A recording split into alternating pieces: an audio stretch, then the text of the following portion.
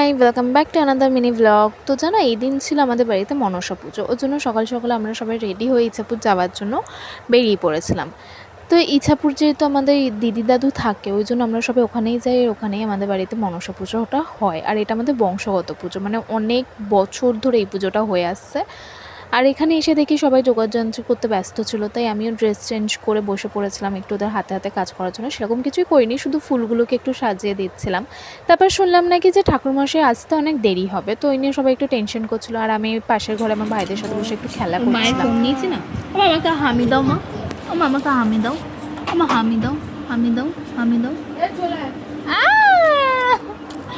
তারপরে এদিকে দেখলাম ঠাকুরমশাই এসে গেছে। তো ঠাকুরমশাইকে আসতে দেখে আমাদের ফ্যামিলি সবাই একটু টেনশন ফ্রি হলো, কারণ জানো তো এই পুজোর একটা নিয়ম আছে যে যতক্ষণ না পুজো শেষ হবে ততক্ষণ ঘরে কোনো গ্যাস জ্বালানো যাবে না। তো এতজন মানুষের দুপুরে খাওয়া দাওয়ার রান্না হতো, তো ওই জন্যই সবাই টেনশন করছিল। আর ঠাকুরমশাই সত্যি আসতে অনেকটা লেট করে দিয়েছে, তাই আরও বেশি সবার টেনশন হচ্ছিলো যে কখন রান্না হবে। তো যাই হোক, এখানে পুজো চালু হয়ে গেছে।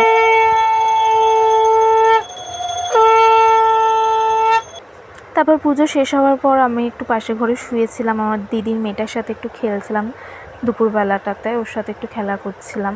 আর এইদিকে দেখো আমার ভাই বোনেরা দুজনে মিলে খুব ঝামেলা করছে, খুব চিৎকার করে করে ঝগড়া করছে। ওই জন্য আমার দিদির মেয়েটা না মানে দেখছে যে ওরা কী করছে, ওরা এত চিৎকার করছে কেন, ওটা এত ছোটো বোঝে না, ওর জন্য হাঁ করে ওদের মুখের দিকে তাকিয়ে রয়েছে যে ওরা কী করছে। তারপর আমাদের খাওয়ার জন্য লাগলো, আমরা খেতে বসেছি, তখনই কারেন্ট চলে গেছে ওখানে। আর এখানে সেদিনকার মেনুতে ছিল হচ্ছে কি পুঁই শাককে মাছের মাথা দিয়ে কিছু একটা করেছিল, আর মাছের তরকারি ছিল, মানে মাছের ঝাল আর কি ছিল। আর এদিকে বিকেলবেলা আমাদের হচ্ছে এখানে তালের বড়া ভাজছে, আমার মেজো পিসি আর ছোটো পিসা দুজনে মিলে এখানে তালের বড়া ভাজছে। তো এই দিনটা আমরা এভাবেই সবাই মিলে মজা করে কাটিয়েছি। আশা করি তোমাদের এই ভিডিওটা ভালো লেগেছে। টাটা, লাইক কমেন্ট সাবস্ক্রাইব করে দিও।